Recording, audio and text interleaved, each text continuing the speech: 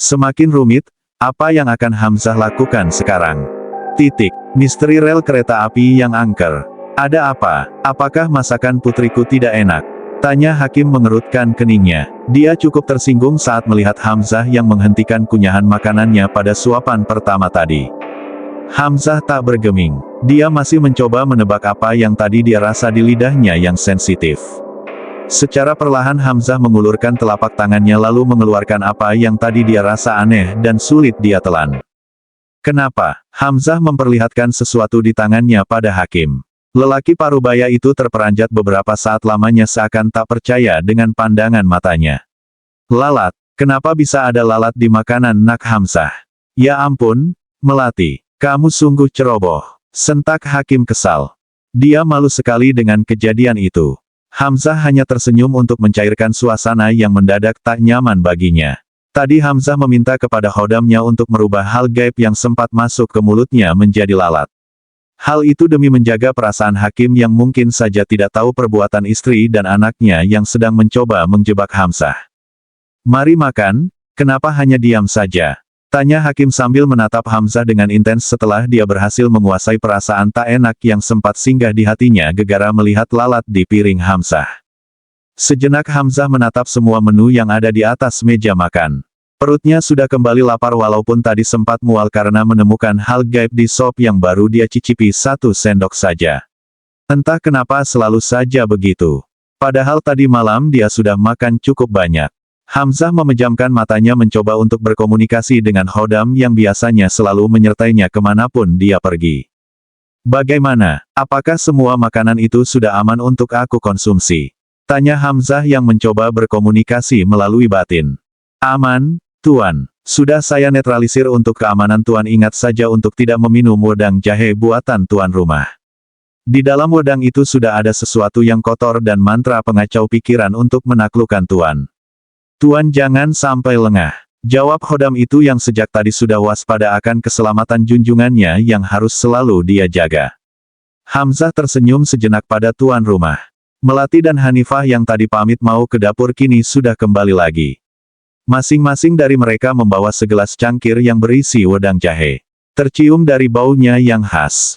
Hamzah sejenak mengedipkan matanya. Gawat, alasan apa lagi yang bisa aku gunakan untuk menolak wedang jahe itu ya? Gak mungkin kan aku mengatakan alasan yang sama seperti tadi malam. Monolog Hamzah dalam hati mulai resah dan gelisah. Dia takut jika Melati maupun ibunya memaksa dia untuk meminum barang kotor itu.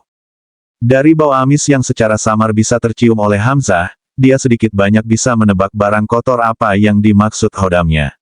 Darah haid. Gila aja, masa iya aku harus meminum barang najis itu? Aku harus melakukan sesuatu supaya bisa segera pergi dari sini. Monolog Hamzah lagi dalam hati. Hamzah sudah merasa tak aman lagi berada di rumah itu walaupun cukup mewah untuk sebuah hunian yang ada di desa terpencil seperti itu. Melati tersenyum pada Hamzah lalu duduk di sampingnya dengan anggun. Pagi ini gadis manis dan cantik itu terlihat begitu sopan di depan Hamzah. Tidak seperti tadi malam yang terkesan urakan dan berpenampilan sembrono. Kang Hamzah, ini Melati buatin wedang jahe yang enak banget. Pagi-pagi begini kan udaranya dingin. Cocok banget minum yang anget kayak gini, ucapnya sambil menyodorkan wedang jahe tersebut ke arah Hamzah. Hamzah tersenyum kaku, bingung dan tak enak hati untuk menolak. Tapi untuk memasukkan benda kotor itu ke dalam tubuhnya pun, dia merasa amat jijik. Hamzah pernah mendengar tentang pelet darah haid yang bisa membuat lelaki takluk dan tunduk kepada wanita yang memberikan ramuan menjijikan itu, lebih tepatnya menjadi dungu alias kehilangan akal sehatnya. Selalu menurut dengan semua keinginan pelaku pelet itu dan kehilangan kesadaran.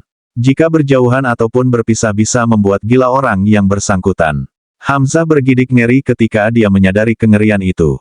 Tidak disangka berurusan dengan manusia seperti mereka jauh lebih mengerikan daripada berurusan dengan para demit yang tak kasat mata. Monolog Hamzah yang sudah mulai gelisah dan mencari alasan untuk bisa menolak kembali wedang jahe itu. Ayo, Kang, diminum dulu wedang jahenya. Tuh punya ayahku saja sudah tandas tanpa sisa. Wedang jahe adalah minuman favorit ayahku. Tutur Melati sambil tersenyum manis ke arah Hamzah yang sontak langsung menatap ke arah Hakim yang kini mulai kembali menyantap makanannya.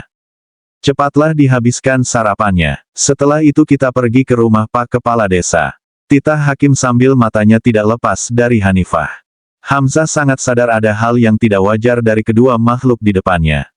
Hamzah merasakan aura yang begitu gelap dan pekat melingkupi tubuh Hanifah.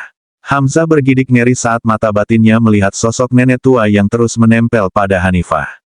Bahkan sosok itu dengan begitu percaya diri meringis ke arah Hamzah. Hamzah mencoba untuk bersikap biasa saja agar mereka tidak curiga padanya. Dia tidak mau jika mereka sampai tahu tentang kemampuannya yang dapat mendeteksi hal-hal gaib di sekitarnya. Tentu hal itu akan membuat mereka waspada sehingga dia tidak bisa menangkap basah perbuatan mereka. Secara perlahan Hamzah mulai menyantap makanan yang aman baginya. Sejak tadi Hanifah dan Melati terus memperhatikannya. Apakah Nak Hamzah tidak suka dengan wedang jahe? Kenapa sejak semalam tidak pernah menyentuhnya? Tanya Hanifah memecah keheningan di antara mereka. Hamzah tersenyum sejenak. Maafkan saya Bu. Sejak dulu saya memiliki alergi terhadap jahe. Salahkan imunitas tubuhku yang lemah. Tolong dimaafkan. Dusta Hamzah. Hamzah menelan salivanya dengan kasar karena dia harus berbohong kembali demi menolak wedang jahe itu. Tapi mau bagaimana lagi? Hamzah tidak mau melakukan sesuatu yang akan membahayakan dirinya sendiri. Melati dan Hanifah terlihat kecewa mendengar jawaban Hamzah. Artinya mereka harus menyia-nyiakan kembali usaha yang sudah begitu keras mereka lakukan sejak subuh tadi. Apa mau minum kopi saja, Kang? Tanya Melati yang bersiap untuk bangkit dari tempat duduknya menuju dapur. Biar Melati siapkan kalau Akang lebih menyukai kopi, lanjut gadis itu. Hamzah terkesiap sejenak. Sudahlah jangan terlalu repot mengurusku. Aku bisa minum air putih ini saja. Ini sudah cukup untuk diriku. Lagi pula, setelah menemui kepala desa, aku akan segera berpamitan dan meninggalkan desa ini. Tutur Hamzah berterus terang kepada mereka. Hanifah mendengus kesel, merasa kecewa dengan Hamzah yang ternyata membatalkan niatnya untuk menetap sementara di desa mereka. Padahal dia sudah menyusun banyak rencana untuk menaklukkan pemuda itu ke dalam pelukannya. Dia sudah bosan pada Hakim yang kini mulai bertingkah dan sulit diatur. Rencananya dia akan membunuh Hakim setelah berhasil menaklukkan Hamzah. Pelan-pelan dia akan menyuruh Melati untuk kembali ke kota demi mengurus bisnisnya di sana. Semua akan dia lakukan demi mendapat perjaka berkualitas seperti Hamzah yang sudah lama dia idam-idamkan.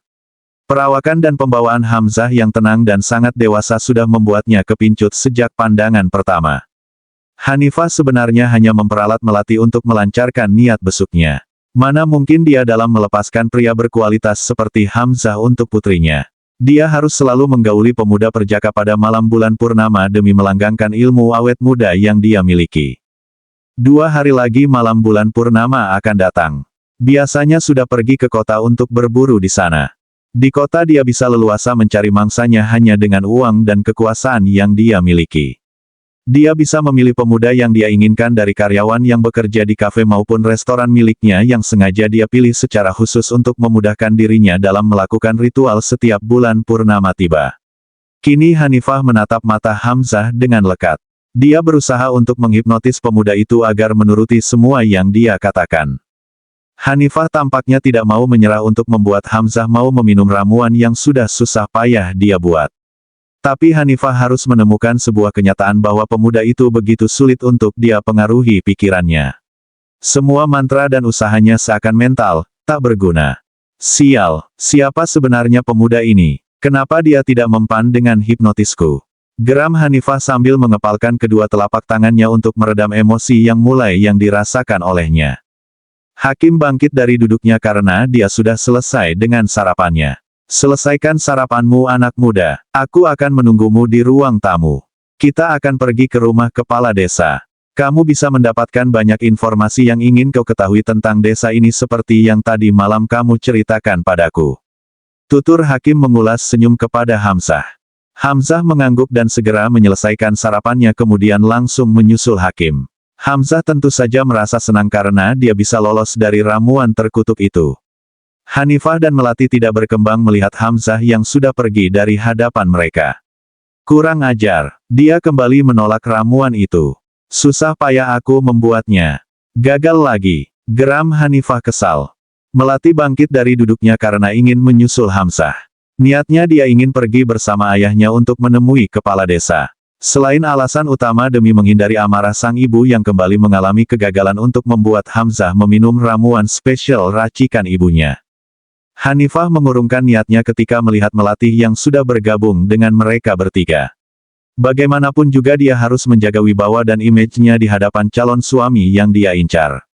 Hanifah rasanya sudah tidak sabar untuk bergumul dengan pemuda tampan itu yang sejak semalam sudah mengganggu pikirannya.